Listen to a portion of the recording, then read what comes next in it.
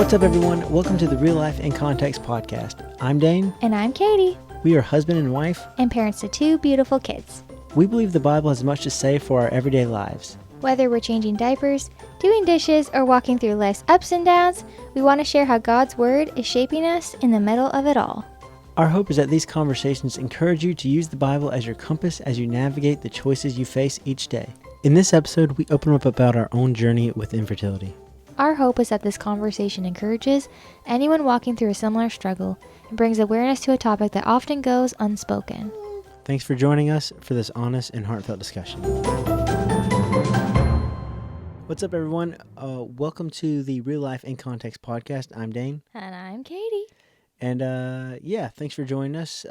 Today is going to be a little bit of a longer episode and a little bit more of a personal episode. So we want to be thorough and thoughtful as we're talking about this. We're actually going to be talking about our infertility story and our journey. This one's close to our hearts. Yep, for sure. Yeah, very personal and a long time coming. We had thought about recording this one for a while, but have just been talking through what to include, what not to include. Yeah. And we kind of figured that, okay, well, if someone came to us and was sitting in our living room who was going through infertility and they were struggling and they wanted to hear our story, what happened with us and how we got through it, how would we unpackage that for them? If they wanted to know. And I mean, if I can take myself back to being in that position of wanting to know, I kind of wanted more details. Right. Because I felt pretty alone as far as going through infertility and not really having somebody who I understood like everything that they were going through as well. So I feel like this is kind of like exposure to everything that somebody would, I'm not claiming that our story goes through everything that somebody went through when they're struggling with infertility, but we feel like more details is better in this situation. Yeah, if it were us asking and inquiring, which we did whenever we were going through it at the start, we wanted as many details and answers to our questions that we could possibly get. So hopefully this can be something that is relatable to some people who are going through this, and hopefully this can provide encouragement and at least, if anything, let you know that you are not alone. Yeah, you're not alone. There is hope, and God sees you in the midst of your struggles and your heartache. Yeah, and I'll add to that too, Dane. That's good. This is also an episode for people who might be curious about what an infertility story looks like, because you haven't gone through it yourself, gone through other different trials or whatever, but you haven't been hit with the infertility label. Right. And so I think that this is a topic within churches that I think it's a disservice, unfortunately, that we don't talk about it too much. And I wish that there was more maybe support groups, but it's one of those things that's pretty private unless you are specifically going to be open about it. I mean, you can't share someone else's story with somebody else to give them encouragement. So this is kind of also an episode to kind of shine the light a little bit on infertility and what people go through. And I don't know if we're going to get into like some ways to help people, but maybe we'll share that at the end of ways that you can help somebody if you know someone that is going through it, or even just listening to our own story, maybe that'll spur on some of your own thoughts about how to help. So yeah. And if we don't cover everything in this episode, we're just going to try to walk you through our story. Yeah. But this podcast is broad enough, since we're dealing with real life things through our biblical worldview. We will be doing more episodes regarding infertility and stuff from differing angles, so we can always get into it in those feature episodes as well. But yeah, so I'll let Katie kind of kick us off as far as the chronology of our story, because she's much better with the dates, and it kind of started, I don't know if saying it started with you is the right way of saying it, but maybe at least the thought patterns, because you've been wanting to be a mom for ever. So I'll let you do that. But anyways, oh, sorry. Did you guys hear that? Did you guys hear that? That was a nice little burp from my That was husband. like my gag reflex. Sorry, I'm a little sick, so I don't normally sound like this. I told Katie I think I like my voice sounds awesome. I sound like a podcaster, and she said you sound like a little like a nerd. I'm like, oh, I Dane said was like going around like beatboxing this morning, like, isn't my voice sound so cool? in my head I was it like, sounds you just way cooler sound than kind of sick, Dane. Like, okay. but Apparently, I anyway, sound really, really okay, nasally, so but that's besides the point. Okay, so Katie, you're gonna kick us off, and yeah, yeah, I'll try to keep us on track if I can. Anyway, okay, so this, yeah, as Dane was saying, this story kind of starts a long, long time ago, because ever since I was a little girl, I can remember wanting to be a mom. Like, I remember being 4 years old and just looking at my own mom and really, really wanting that for my future. And, um, when you're a little girl, you don't think about the fact that maybe you won't be able to have kids one day. You just automatically assume you're playing with your Barbie dolls and your baby dolls, and you're like, oh, hmm this is going to be my future. And so I remember getting married to Dane. We met in 2015, and early on we had talked about kids. I mean, we were pretty young at the time, but we're we both like when we met, we were 21, I 20. think. Yeah. We were 20. We got married at 21. Yeah, so kind of young to have kids, and so we were like, but we definitely want to have them in our future. And I remember even like some conversations when we were dating, we were like naming our kids. Yeah, we did have an idealistic We did. rose-colored glasses Glasses. view of it, Mm-hmm. like kind of almost like treating it like a catalog. Well, yeah, we're gonna. It'd be nice to have this, as if like we could choose, I and remember it picking was like the season we were gonna have our kids in what order. yeah. How If you look back, silly. it's kind of silly the way that we treated it as almost like we could have whatever Our perfect family and our perfect looking family timeline. like that we Yeah. would desire. Yeah. Um, yeah, I think this whole story has taught me a lot about my own control and my own desire to control things, because yeah. a lot of this is all of it was out of my control, and that really frustrated me through the process. hmm But yeah, so, and I think one more thing too would be the confusion around that is, you hear growing up like, oh, you can get pregnant so fast. But another thing is, within like the Christian community, you don't really hear people struggling. Yeah, I don't think I don't think I I ever don't think heard I it. had ever really heard about or thought about Yeah. I think infertility maybe one or two couples. up That's until it. the time that we started dealing with it. Yeah.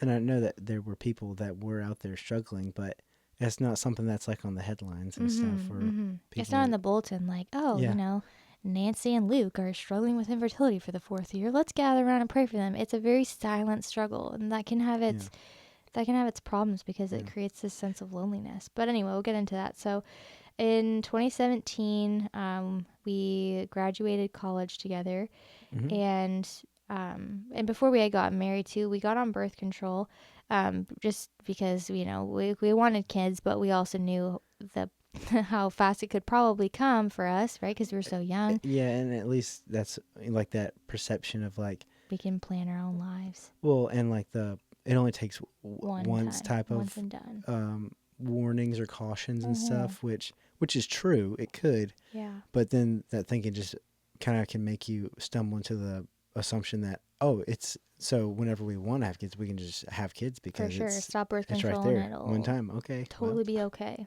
So, yeah, once we graduated school, we decided to get off birth control because I had been having some health issues around it, some hormonal imbalances, really, really struggling with like gut health and stuff. And so we had thought, hey, well, I mean, we'll try to do what we can to get our body like back in order. I think this is one way that we can do that. And so we got off that for a little while. We were still using natural, like preventative measures, I guess, but we like we had kind of thought, we'll use that for a little while, and then in 2018 we will kind of start having kids. We had kind of like planned, we'll just kind of get our lives settled after we were finished college. We started a new job, and it just kind of felt like life was going well. it felt a little bit more We stable. felt more stable, yeah, because we hadn't. Yeah, originally we were like, we probably shouldn't start yet because we don't know where we're going to be living. Dane was American and I was Canadian, so we were figuring out the whole citizenship thing. And anyway, when we got our job. We thought, you know what, now would be a good time. But we had tried for a year, and like at that point in 2018, we had started trying and nothing was happening. And I guess like I didn't really think anything of it because they say, you know, like a year is typically like it kind of gets to the point where it's not normal. But I had just been thinking, you know, like I'm not that old. Maybe, you know, I didn't really think too much of it, but I did go to my doctor and I brought it up, and she had just kind of like, it was funny. She kind of gave me like an information seminar on how to make a baby. Like, yeah, I know. Like, yeah, we've. And just kind of showed me how to like track my cycle, and she just said like, hey, if you're still struggling in a little while, why don't and you want to pursue it, why don't you come back and let me know, and I can get you referred to see a fertility specialist. And in my mind I was like, whoa, whoa, whoa, that is way too intense. Like, Yeah, that seemed like, whoa, that what seems a like we're jumping the huge gun a little step. bit, right? Yeah, Because we're still thinking like, well, I mean, infertility, like, well, we're we're young and young, we're we're, 23, like yeah, it like that. just felt like a big jump. Yeah, so Yeah. that's it felt like a, are we jumping to conclusions here, Mhm. Mrs. Doctor Lady, Yeah. or what? Yeah. And then so then time went on and we had tried just on our own, and then now we're at 2019. And so like that's another year that has passed. But I will say within that year it was discouraging to not get pregnant. Like at that point our hopes were kind of like, Because at that point we were trying, like, we were mhm, like, okay, it's time to have our family, yeah, and it's like, wait, okay, where's the flip the switch? Where's the it only takes one only time takes thing? one time. Where are the people out there that are struggling? Because clearly everyone's having babies around us, and Yeah, and all our friends were starting to have kids, and we yeah, were that was like, that was the challenging part. I remember you were, um, well, I mean, you were struggling with that, and then I was struggling with you struggling with that. yeah. And I Um, remember it being a secret struggle at this point because we didn't tell anyone about it. We hadn't come public yet yeah, about what we were struggling with. and we didn't want them to feel bad either. Oh, We for weren't, sure. cause we weren't mad at them, No. and we didn't want them to feel like, wow, I can't talk about my kids or anything, or Yeah. it's gonna And then it did cause. get to a point within that year, I think, where we did start telling some of our friends, and they were starting to have kids, and you know, some of them like r- all our friends did a good job. But I will say the really hard struggle for me was seeing those Facebook notifications pop up about pregnancy announcement after pregnancy announcement, Right. and just the heartache. Like, no one was doing it intentionally to me, but every single time it felt like a sword to my heart of just like gut wrenching. I cannot believe these people are pregnant. They've only been married for a year. Oh, they're so young. Like, or they Hmm. already have a kid. Like, how are they pregnant with their second when we haven't even had our first? Like, I was like, dang, we're being lapped by people. Yeah, it's at that point, like, the way you just described it, reminded me. It started bringing out in us, almost like, wait, this isn't fair. Like, why is Mm-hmm. that? Not that we were mad at them, but almost like we were like at times, and you can chime into this, like, because we had been praying for that as well, Mm-hmm. like praying Every for single kids. So night we're we'd say like, like, Lord, God, like, please. what's kind of funny to me, I guess, now that I think about it, like, why is that happening? Mm-hmm. Like, what gives God? Yeah. Like, we're doing, I think, all the right things as far Yeah. as, like, we're not living in sin and all that kind of stuff, and like, Lord, please bless us. We yeah, kept praying like, oh Lord, open my womb. And every month when we would get a negative test, and to make matters worse, the pain that I experience when I have a cycle each month is so painful. So you're dealing with that on top of a negative test, and when that like stark white shows up on that test and it's so white, but you're squinting your eyes you're like hoping there's a trying to faded find a line. line Yeah. somewhere.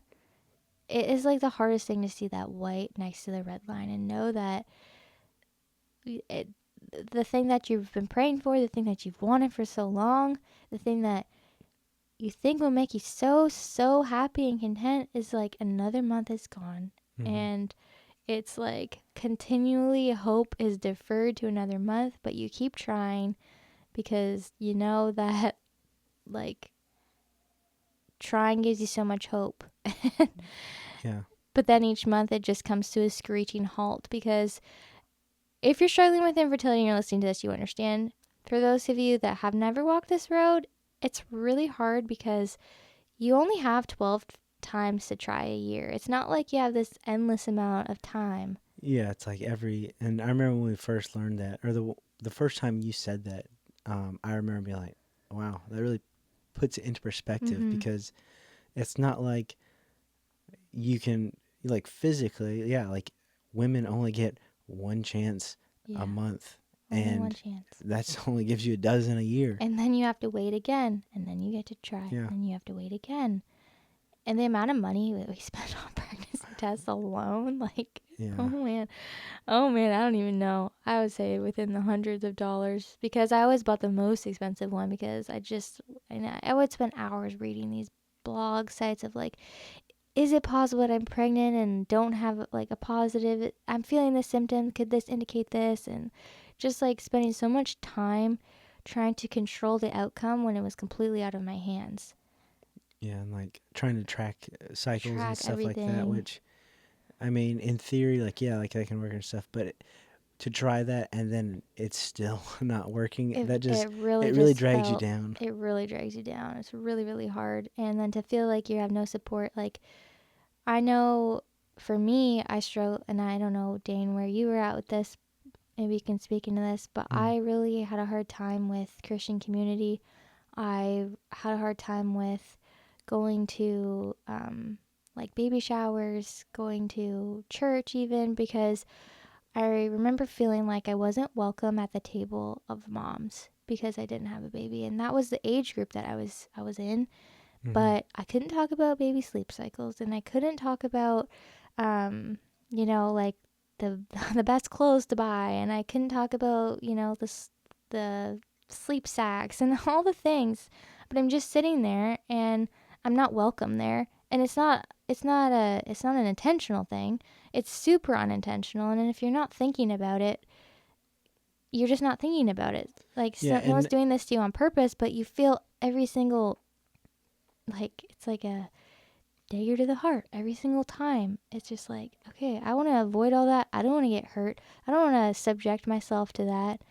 And yeah, sorry, I didn't want to cut you off there. Go ahead.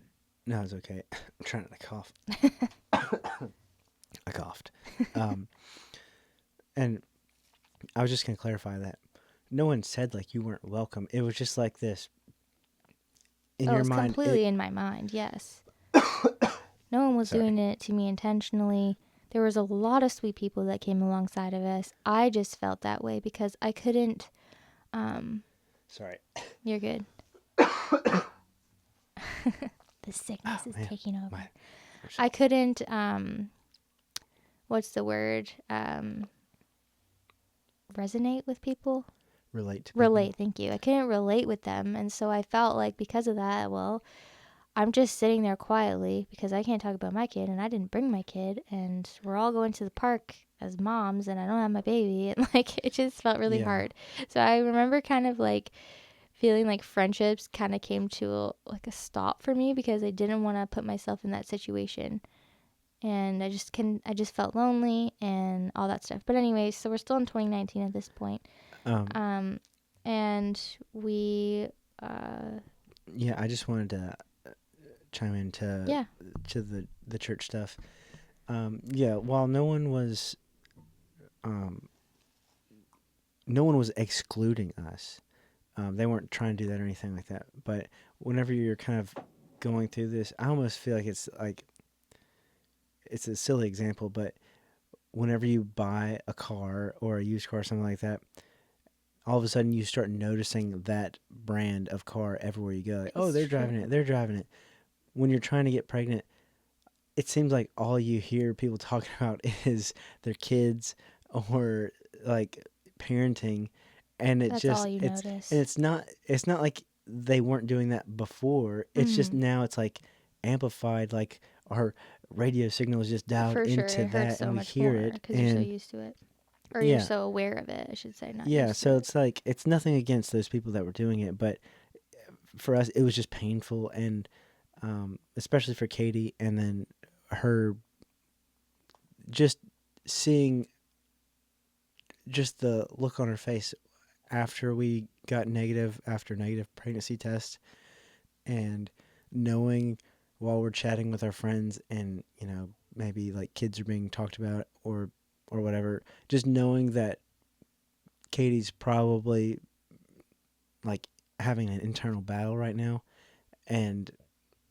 so, like, we're not just gonna like walk away from the conversation every time we're with our friends, or it's like we're not gonna have any friends either. Oh yeah, So you're praying goodbye. Like, I'm gonna eject myself from yeah, this so it's just like conversation. from my point of view, it was just hard not being able to help Katie. Like, I can't do anything to Make it better. solve this problem that we're facing together. And And you being like a fix it type of personality, like yeah, you just want to make it I'm better for me. by You just nature, can't. my default is, oh, you have a problem. Oh well, here's a solution. Here's a solution. Like, and a lot of times you just want me to Yeah, just want me to listen. listen, which I guess is often for people. But even in this situation, you probably would want me to fix it. I But did. I'm like, I literally, it's like one of the things that I literally have no control Control to over, fix, yeah. and that just makes it even more bad. Mm-hmm. More bad. Is that a proper sentence? More That difficult. was a nice sentence. Okay, sorry. Okay, No, it's continue. okay. I cut you off. I think we were going to 2019, Yeah, so 2020. this is kind of like all jumbled up in 2019, but so we were doing fertility stuff at this point, and um, Yeah, this is the first time we actually made it mhm. to the fertility Well, clinic. so this even took a while because you have a consult and you have like they have to do all this testing. So you get like a sonohystogram when they're checking if your fallopian tubes have any blockages, and they're doing ultrasounds, and they're Uh, tracking like your cycle, just seeing what it does on its own. without actually trying to help us get pregnant. They're just Yeah. like, okay, we're just gonna see how Monitoring your body everything. works first, Yeah. and Taking then your we'll start doing vitamins. tests and stuff. Which are like, okay, more waiting. Yippee! Exactly. Yeah. They did like the male checks, the female checks. Hmm. They did cycle monitoring. They did. Did I say this already? They test your vitamin levels. They do like labs. And all this takes time. Like, it's not just, oh, you go in and you go out. Yeah. There's So. there was like a mixture of frustration Mm-hmm. and hope, because it's like, okay, we're getting professional help now, and it just gives you like, okay, so we're gonna at least figure out what's wrong. Oh, it gave so much And hope. then but then the fact that you still have to wait, because you're still on that one cycle per month, Yeah. 12 And your per body's year. going to do its thing. Yeah, so you're still waiting, but there's hope mixed into it, because now we've brought in, A or at least we're professional trying to bring in, quote unquote, who professionals. can get us pregnant, you know? Like, Yeah. it's funny how much, like, I remember the guy said, like, I can get you. I can. I can get you I pregnant. I which was like, which oh boy. out of Oh boy. out of context, I guess sound kind of creepy, It's but true.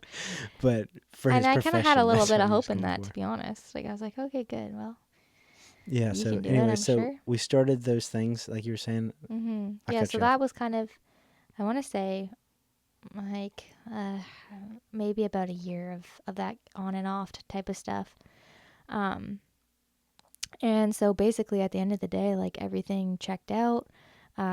They said we have unexplained infertility. Yeah. There's nothing worse than going through all of Every this, test. and you're hoping that they're gonna tell us what's wrong with you, and then they're Mm-hmm. like, "Well, there's nothing wrong with you." I'm like, "Wait, what do you mean there's nothing wrong with us? That We're was, oh, we've been waiting. We're paying for all this. Like, yeah. we're paying." What do you mean there's nothing wrong? There's Like, nothing. No, tell us there there's has something to be wrong. something At wrong. least we can accept that. If there's nothing wrong, I then know. I why are we wanted a not getting diagnosis pregnant? so bad so we could fix it. Like, I'm like, I just want to know what's wrong. Just tell me what's wrong. Yeah, And it then he was said, I'll tell annoying. you precisely. I remember he sat us down. He's like, This I was the will climax tell you. for me. I was like, go. No, you go. This guy sits us down, and he's like, okay. I can't remember if he was wearing glasses or not, but we'll picture him taking his They're kind of glasses like on off his. Yeah. and then folding his hands. I'm going to tell you precisely what I think is wrong. I remember like swallowing, like, yes. I'm like, okay, we're going to get an answer. He says, It's great. I think you guys suffer from idiopathic infertility. And we're like, I remember I wrote that okay, down. great. Okay, thank you so much, doctor. And we're like, okay, nodding our heads. Like, yeah, we don't know what that word means. we're gonna look it up after. And so he sends us our way. We could have just asked, And like, what is yeah, that? well, in hindsight, we probably just could have asked. Like, I'm not familiar with that. What does that mean? We get home, we Google it. First thing that pops up is unexplained infertility. I was Like, like, you've you got to be you kidding mean to me. tell me your precise answer of telling us what's going on is that it's unexplained? You don't know what's going on. Like, how much are we paying you, It's buddy? worse. Like, that was the most annoying thing. Yeah, I it can't really believe was. it. I know he's just doing his job, but Yeah, man, that was painful, I man. was really, I was frustrated. You're like, how am I supposed to fix it if I don't know what's wrong? Like, tell me something's wrong with me. That I want something to be wrong, so that at Yeah. least I can accept Yeah. it quicker. So then he gave us some like things that we can do in that appointment, and we also had to go look those up to see like what they were. I mean, it's like all overwhelming, right? It's like drinking out of a fire hydrant. Well, and Of like we're still information. like in my mind, I felt like we were just kids trying to figure stuff out, and We like, were. and it's like, what are we doing? And we don't. Yeah. Yeah, it's just it was all just so complicating. It complicated in our minds, and I We don't know. weren't sure. Yeah, we weren't sure like what was too much and what we should do. So I remember like starting off with just like unmedicated psychomonitoring so that they would, tell us when we were ovulating. So we could try that way. And then that didn't work. Is So that the then, same thing as IUIs? no, so that was just like that was just them doing blood work to tell us when was the most fertile time. Okay, so they were just trying to give Yeah. us like So they started off a like schedule really, really to basic. Yeah, target or schedule. whatever. Yep. And then later on, so then now we're in 2020. So it's crazy to me that all this time has passed, still nothing, not one pregnancy test is positive, not even a faint line. Yeah. I hate that white like image that pops up. Actually what's worse is when the clear blue one says not pregnant. It's not like, oh, so sorry, you're not pregnant this month, but good luck trying next month. It's like, you're not pregnant. Yeah. Like, It's like, don't be ouch. so rude to me. It's the worst. Anyway, so we tried 3 rounds of IUI, which, if you don't know what that is, go look it up. No, I'm just kidding. It's a procedure where they kind of allow like the male stuff to get closer to the egg to help it fertilize quicker. It's kind of like giving the swimmers a head start. Yeah. Kind of. Yeah. That's a PG way of saying it. I guess. So we did 3 of those at that point, and one of them, I'm a little fuzzy on these details. Some of them were medicated and some of them were unmedicated. They started off with unmedicated, and then they gave us more medication to increase the follicle count so that our chances would be greater. The more follicles. What's what are follicles? The follicles are like the things that the woman produces when she's ovulating. They're the thing. Is that kind of like what the eggs come off of or something? Oh goodness, now you're quizzing me too much. Sorry. I used to know. I used to be able to tell you, but I think it's like, yeah, it's like the thing that matures to be the egg, and then one of them falls, and then the swimmer is supposed to fertilize that. But the follicles are supposed to grow to a certain amount to make them more likely to be fertilized. Yeah. So the more follicles, And the more like, stimulants you use, great. the greater you get. And you want them to be as big as possible. Yeah. So they use medication. Yeah. So yeah. Okay. Yeah. Sorry. That was just in you're case good. someone was like, Huh? they're going through it and they have no idea what that is. Yeah, no, that's a good idea. Yeah, so we tried 3 of those back to back, and in July of 2020, we found out that we were pregnant. And then shortly I can't even say it, miscarried. Yeah, wasn't that on like right My after your birthday. birthday, or was it on your birthday? We found out on my birthday that we were miscarrying. Really horrible birthday, not gonna lie. Worst birthday, and you're like, you were. We basically went from the highest high you could ever feel to the lowest low you could ever feel, all in like the span of 48 hours. And the reason I say 48 hours is because when you're doing all this fertility stuff, you kind of get like a sneak peek into your blood work, like before it would show up on a pregnancy test. Really, you kind of have the results, I guess, because they're doing these tests. So like if somebody's going to take a pregnancy test 7 days later after they've missed their period, you're going to know sooner because they're going to do these tests. So like it can be a double-edged sword because you kind of know some information, but like we shortly miscarried after that. And Mm. what was really, really hard with that one was how quickly it happened from high to low. And the, I don't want to say like, I don't want to speak for everybody, but it seems to me like there's a little bit of a sense of, oh, you miscarried so early on. That's not as At painful. least it wasn't later on type of thing. Which Yeah, I'm to like, make it seem like, oh, its life was more it was precious it at was that our point. baby. Yeah, I gotta say, like, loss is loss. It was devastating, especially since we had tried all this and nothing had happened. So that was really, really hard. Yeah. So that was, and that, did we find out because it was the blood test that we found out that it was Yeah, and we had positive? a really light positive, I remember. So they told us that It's it's a positive, positive. but it's a really low positive, Yeah, so you guys need to come back in and for that blood work means, and yeah, like a baby was was conceived, there. and um the hope is that the numbers would increase. That means like healthy baby Hmm. basically, Yeah. They're and supposed to double within a couple days, and they didn't. And they yeah, just kept so going, she was getting like, lower and lower. So that was really, really it. sad It also made us think of that has happened. like how many times had we actually gotten pregnant before, Yeah. and it was just really low, And we and didn't then know. How many like babies we'll have in heaven? yeah, like I I mean, wonder.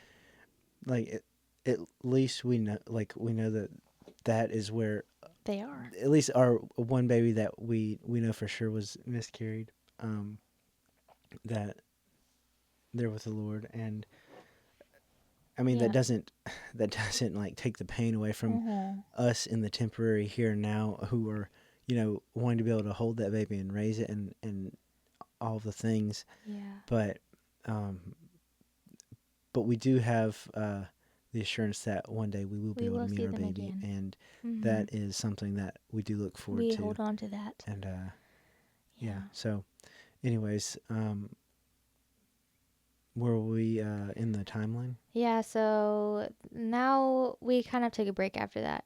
I think that was just hard, and it was hard to just go through all of that because it's a lot of poking and prodding.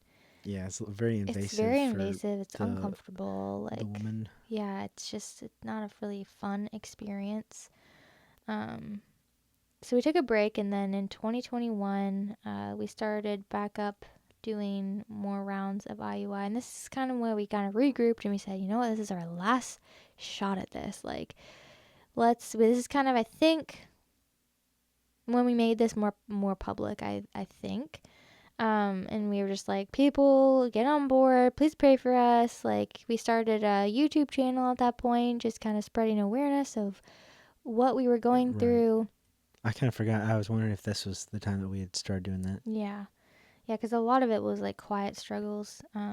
Yeah. And So if you want to see some of those videos, that channel's still up. it's It's still called Real Life in Infertility, go which check it out. uh, Probably some of the which same is kind of, overlap stuff, but yeah, which yeah. Anyways, anyway, so we did 6 of those. So again, as you can imagine, that's 6 months of like no line, heartache. I remember yeah. crying every single one.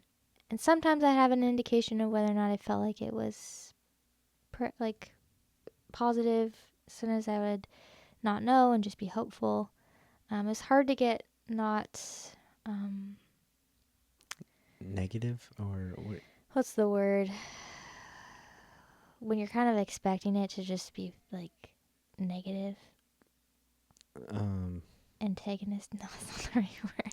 Pessimistic. Yeah, Okay, pessimistic, not did I say pesta. it right? I remember going over Yeah, that in you did our do that. old videos. That's funny. Okay, so we did that, and then I kind of feel like this is weird because I feel like I'm skipping by so much of what took so long, and it feels weird just saying a couple sentences and be like, "Yep, moving on now." Yeah.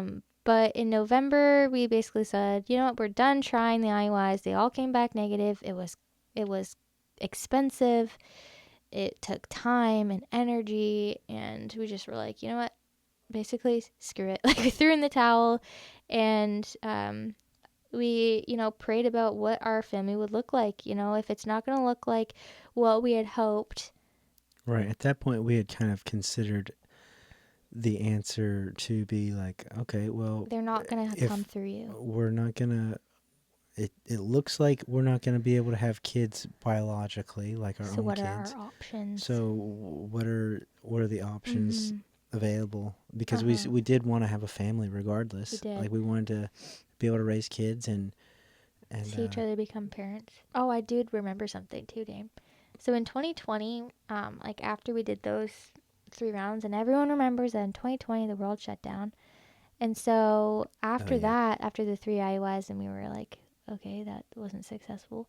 Um, we we looked into our options at that point because we had found out from a friend about something called embryo adoption.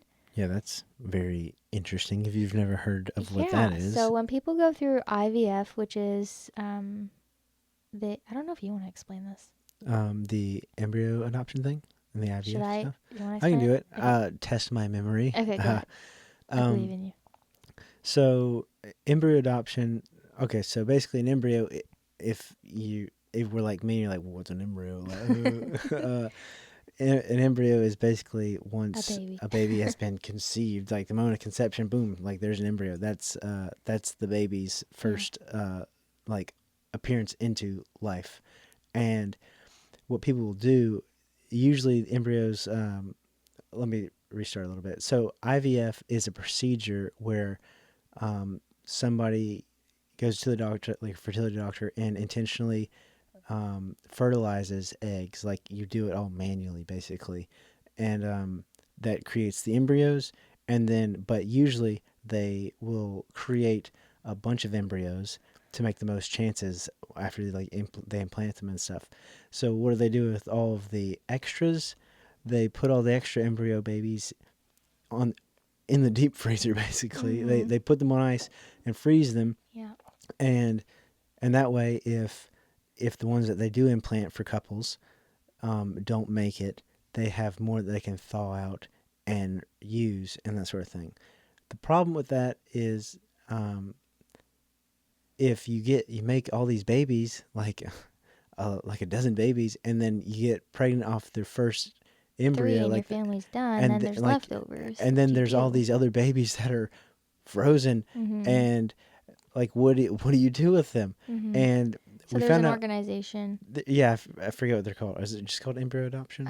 Yeah, something like that in the States. So Yeah, they basically adopt.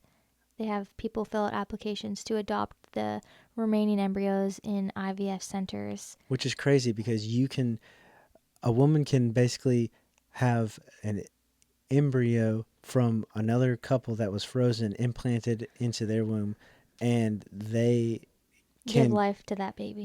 like, well, the life is already there, Or but they give birth to that they baby can grow that baby inside their body and give from birth to that somebody baby. else.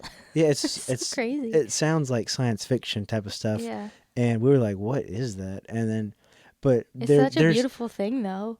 well, it is in the Like you're sense that giving like them life there's hope for or hope. those frozen babies or Yeah. whatever, and there's like, I don't know, was it thousands, millions, like how many? Yeah, they're just in freezers right now. So there's people that have struggled with infertility that have been told they have unexplained infertility that fill out paperwork so that they can adopt an embryo and try their chances at giving birth to a baby that's waiting in a freezer Right, somewhere. yeah, and that's for people who they've checked out, like, okay, everything seems to be in working Yeah. order with the woman's body, and Mhm. so they would qualify for that if that's Yeah. a route they And you wanted to have to choose. do like a home study for that, and it's It's quite a yeah, process. You it's can't just like it's pretty much just like adoption, like all adoption. the Yeah. process, but Yeah. I the mean, I don't know baby. about other centers, but the one we were going through was like a Christian organization that you had to go through all that and like talk about your marriage and make sure that the embryo was going to like a stable environment.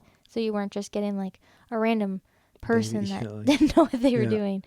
Um, Um so so the that's what IVF is. I don't no, really that's know. what embryo Well, adoption is. embryo adoption, but IVF, In the IVF process of kind of creating embryos yeah. in bulk, basically, or babies in bulk, which sounds sketchy. Anyway, so that was Um, 2020, so that's when the world basically shut down, so we couldn't go and do that, which we were signed up to do. right? Yeah, we were like, Um, we were the world shut down. So then that's why in 2021, when kind of things a little bit leveled out, we decided to pursue the 6 IUIs back to back, and we got no results from all of that poking and prodding. And Right.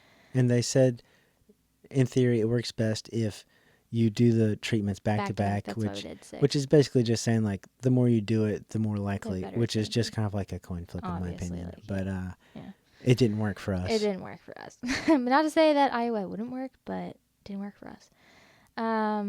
Anyway, so in November, I already said this, we said we were done trying, and we decided to pursue paperwork for infant adoption. Yeah, now we've kind of switched over, and we to decided traditional we're not adoption. going to do embryo adoption. We can't get to the States. This is too difficult because there kept being shutdowns. Yeah. So we're like, okay, we can do infant adoption. And we weren't just like, oh, that didn't work, we're gonna do this. Like Yeah, there so was willy-nilly lots of like, we're just trying to give you, we're trying to be. I said we're gonna be thorough at the beginning, but we're also giving you a pretty summarized version of it, because there was lots of conversations, lots of reaching like out to prayer people and thinking for about help, it, and like talking to our family and friends about it, and just trying to gain information, not just like, well, I guess we'll go try this adoption. Like now, like we don't treat kids' lives that loosely. Yeah, no. All So- this was done thoughtfully. But but so anyways. we had kind of been going through that process, We and went through met, like a whole training class online with a bunch of other people that were pursuing adoption. we did a home study. We had to get like a person that specialized in that. And it was through that time that we actually found out, like it was during one of the classes that so it was, we started doing that in November, so that was November and December, and then we still weren't even done. We were in the middle of it, and in January 2022 we found out that we were pregnant. We were pregnant. And it was so random. So because random. at that point we had no intention, like, okay, well, we had accepted, I guess, well, we're not going to get pregnant, like we're not going to be able to have a baby like that, and our minds were set on like, okay, we're pursuing this, and we're gonna build our family a different way, and then it was like this, oh wow, like, and we have like the video on that other YouTube channel of us finding out all of that, and but then we're like, oh no. And it was like a, you are pregnant line. It was not like a, oh, I got to squint. It was like, you're pregnant. Yeah. The oh no I said just now wasn't because like, oh no, we're pregnant. No, it was like, because now it's like, oh, we're in this class, and technically you're not really supposed to be in the class if you like, I think if. Well, you're not supposed to like be planning to adopt an infant when you have an infant, which we didn't have one yet. So we did complete the training because we purchased the training. And we told the social worker, the lady that was in charge of it, that was meeting with us throughout the program. Yeah. And she was happy for us, and I think surprised. Yeah, definitely. Which we were too. Because we did, and we had the green light to go ahead with infant adoption, and we were working on like our letter to the adoptive family or adopted parents. I forget what the name is. It's not. I was gonna say donors, but that doesn't sound right. Donors is for embryo. Anyways, it doesn't matter. But so it was just, it was such a huge shock, and we were totally overjoyed. And I remember going through all of the tests and really struggling with, okay, I'm pregnant, but I'm gonna lose this baby. I'm pregnant, I'm gonna lose this baby. I checked for blood like every single time I went to the bathroom. Just like, I still struggled with, Lord, this is your baby. Like, I just had such a hard time, like, with the control again of, like, Lord, however long this baby is in our arms and in our hands and in my tummy, like, this baby's yours. This is a gift from you. And I still have to go back to that now because I don't want anything bad to ever happen to her. But, so. And to be fair, like, you were nervous because of all of the experiences that we had. There was a little bit of trauma there. And like, to say the least. But you were trying to, you were trying to eat healthier. You were trying to do this, like, like, those are good things that you're trying to control, because you don't want to be like treating your body like trash when you are trying to. When you know for sure. It was keep, just a keep the life mindset that's of like, inside of you healthy, and like, even if I lose this baby, you are so good. Trying to go back there into my mind of trying to envision the worst possible circumstance to know that God is even there, even in that, he is already there. Like, even if it was the worst outcome, God would find me there and he would be there to hold me and hug me. I think when we were going through it, I mean, I'm sure you had your own struggles. Like, I guess you could talk about that just before we wrap up the episode of, like, maybe some encouragement, what you were going through, and, like, how you found God in the middle of it all. Because I don't want somebody that's listening to feel like, oh, well, you don't really, like, I can't really resonate with this, because at the end of the day, you got your rainbow. You got your joy fulfilled. So, do you have any encouragement for somebody who's listening who hasn't really experienced that yet, and they're still in the not yet, or they have no idea if they're going to get that at the end of the day? Yeah, I would say don't lose hope, because whether whatever season that you're in right now in your infertility, God sees you. We had to sorry, we had to remind ourselves constantly, and the way it kind of came in waves, and whenever Kay was really low, thankfully I was thinking clearly and was there to kind of, like, be a shoulder for her to lean on, but to remind her as well that, not in like preachy way or whatever, but like God is good. He knows what we're going through, and he loves us. And the temptation is to ask the question, oh, then why is he letting this happen? And we just had to remind ourselves, like, even in the midst of our circumstances, just because it's not going the way that we think it should go or that we want it to go, doesn't change the fact of who he is. And I just want to encourage you guys that you are seen. You're not alone. There's probably many more people around you that are going through something similar that you aren't even aware of, because it's one of those more silent suffering issues. But we just want to encourage you that you are not alone. We've been through something similar. I won't say that it's the exact same thing that you might be going through, but we do know a lot of the varying emotions and the ups and downs that can go on during that journey. So, yeah. Kate, did you want to say something? Oh, yeah, I was just going to say, like, at the end of the day, you might not be promised a baby, and we weren't promised one either. We're grateful, but you might be in the season of you don't have one yet. Your arms are empty, and we see you. Our hearts really do go out for you. And the promise, though, that is with you is, and I found comfort in this, knowing that Psalm 34:18 says, "The Lord is near to the brokenhearted. He saves the crushed in spirit." And while we weren't promised anything, and we weren't promised full arms at the end of the day, God does promise that he is with you in your suffering and he sees you. I thought you were telling me Dane was like I was swatting pushing a fly away from his I thought I was like swatting at her to be quiet or something. Stop talking. No, I was trying to get this fly away from me. Anyway, yeah, I hope that that's encouraging. He sees you, he loves you, and even though it might feel like his eyes are off of you right now, he's actually walking with you, and he wants to be close to you, and he promises to be near to those who are crushed. And I'm sure you are, if you are struggling with infertility. It sucks, and we get it, and we're here for you. Yeah, as much as, and just one little last thing to add on to that, as much as it is easy to want to either blame God or feel like he's distant, just keep praying, and even if it's in frustration, asking God, like, God, please help. Yeah. Please help. Please see me. Please see me. Because he does see you. Help me to know that you're here. Yeah.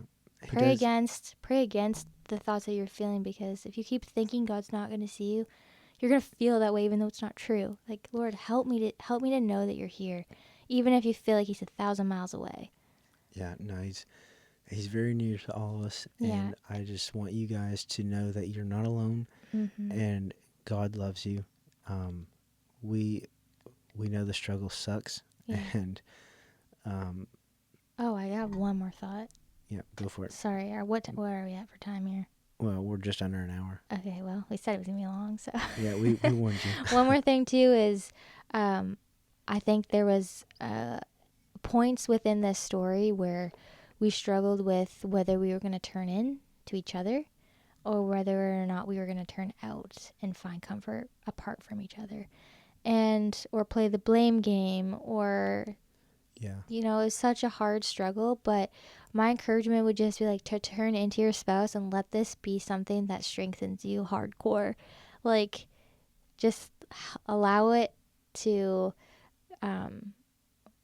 I don't know, just be something that you guys can grow from together, and just like don't blame each other, even if it is one person.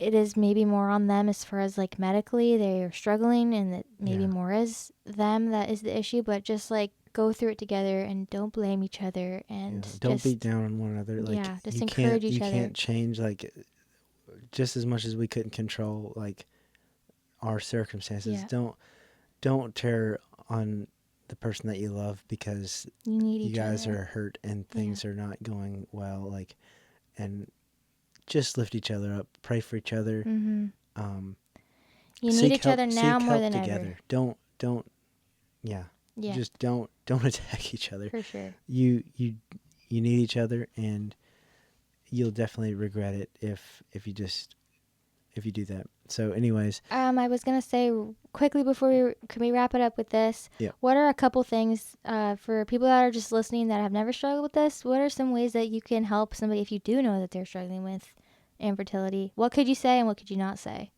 What kind of pops up into your mind? I can start. Yeah, go for it. First one, don't ask people when they're gonna have kids. You don't know what Oh they're struggling yeah, with. We got yeah. asked that a couple times, I and it really, remember really that. hurt.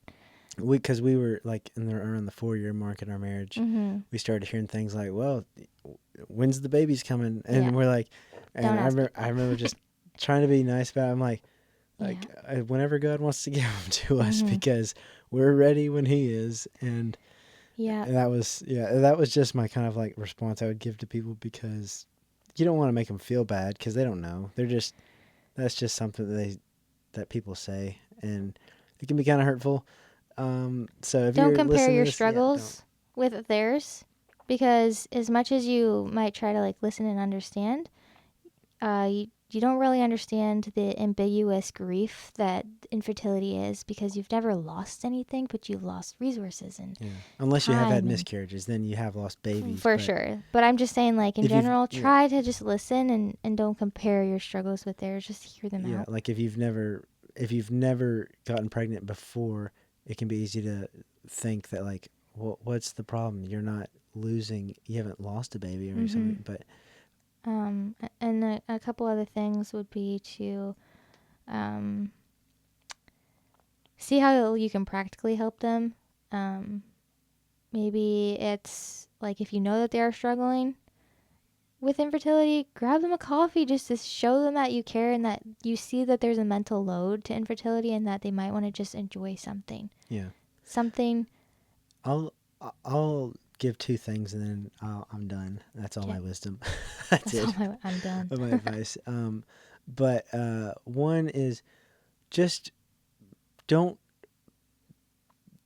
walk on eggshells around them. Like, don't treat it like you can't Talk about your baby. be or, normal about like Mhm. be yourself around them. Just because then sometimes it can be really easy to see when someone's like intentionally dodging, like Yeah. because grief can be weird Do and you want me to stuff. leave your And baby at home?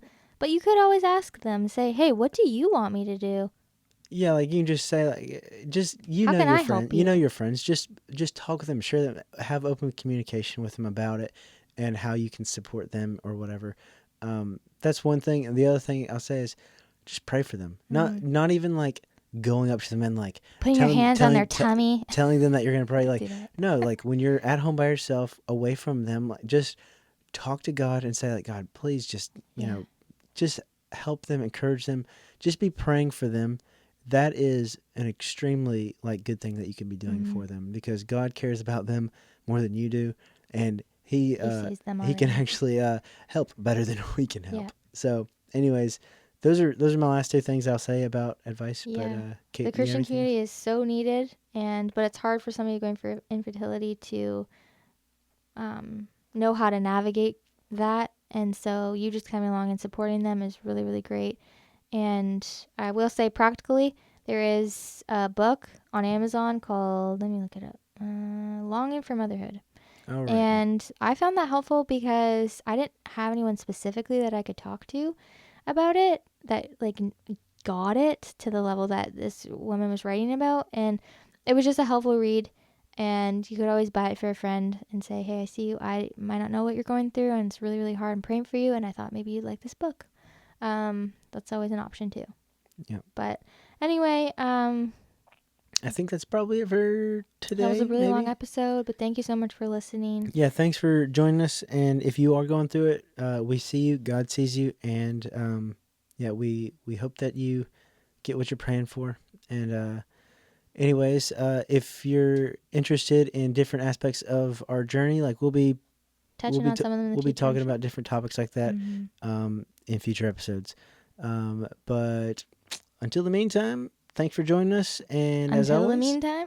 until the meantime, is that not In the the way is it? meantime. Until the meantime. It's all good. Sorry.